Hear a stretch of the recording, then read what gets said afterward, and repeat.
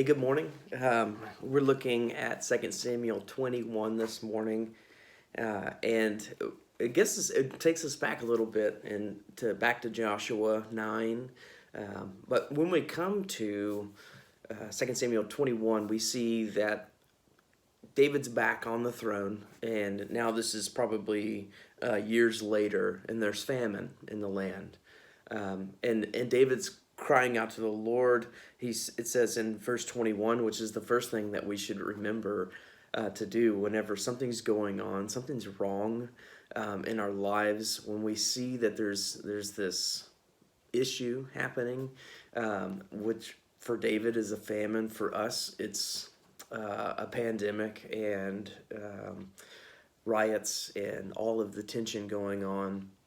The first thing David does is pray. It says in verse 1, there's famine in the days of David for 3 years, year after year, and David sought the face of the Lord. So he goes and he says, Lord, what is going on? Will you move? Will you act? And the Lord says there's blood guilt on Saul and on his house because he put the Gibeonites to death. So what's going on here is the Lord has allowed the land to have a famine because Saul, when he was reigning years before now, and it's strange that we see that there's this effect of his sin later, not right off, but because of Saul's sin of killing the Gibeonites, there's famine in the land. So we need to ask, who are the Gibeonites? The Gibeonites were back in Joshua 9. They fool Joshua, so they're going into the promised land. They're taking over. They're taking out the inhabitants of the land as they're told by God to do so. And the Gibeonites, they put on these worn out clothes. They take this old bread and they come to them and they say, we've traveled so far and we need your help. And they make a covenant together that they're not going to destroy the Gibeonites. So even though they were deceived, the covenant made between Israel and Gibeonites, or that it's binding. So we see right there the covenants that we make, or the covenants, God takes covenants very, very seriously. Even though they were deceived, they were still to adhere to that covenant. Now, years later, we get to David. David's experiencing famine. God says this is what's going on. So David goes to the Gibeonites and he says, I know this is what's going on, so how can we make this right? And the Gibeonites say, they killed us, you need to give us the sons of Saul. And David does. And their lives make atonement for the sin because that is, sin has to be atoned for by some sacrifice. And whenever David does this, the sons of Saul are put to death.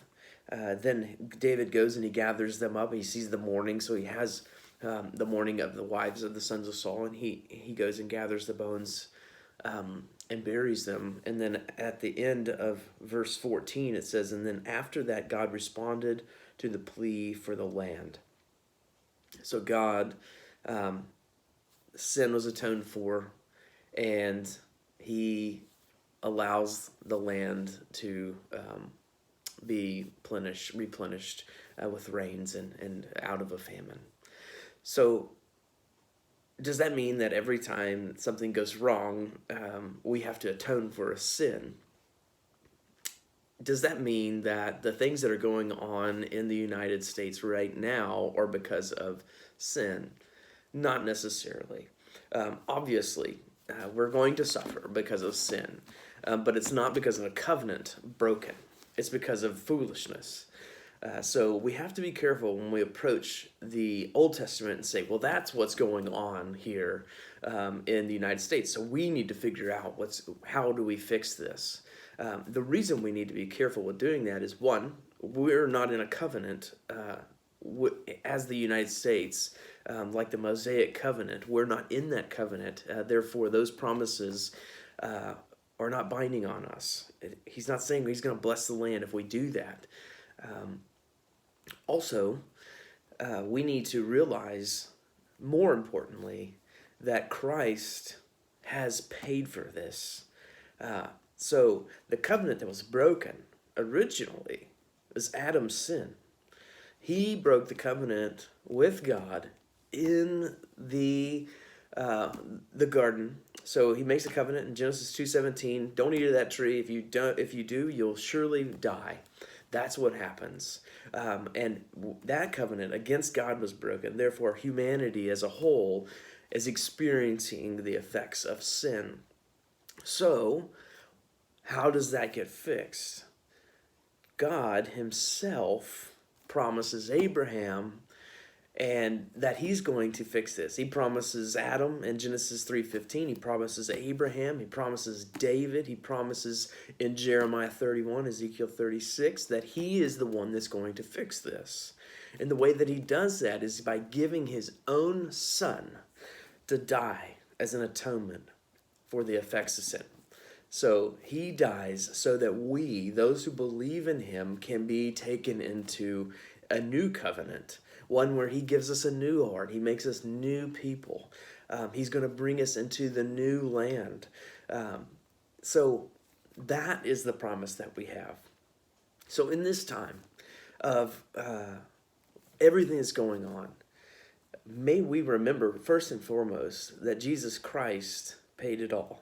He's the one that gave his life to atone for the sin that we very much should have been the ones dying for. Secondly, let's cry out to the Lord in prayer during this time. And let's remember, let's keep our hope on the home that's coming. The Lord is renewing his earth so we can live with that hope that he is making us like him. He is taking us into glory, and he's going to renew the heavens and the earth. So we have this wonderful hope, and I hope that you find that wonderful hope in this crazy time that is constantly all downer. Remember the promises that you have in Jesus Christ. God bless you. We'll finish 2 Samuel 21 tomorrow. See you tomorrow.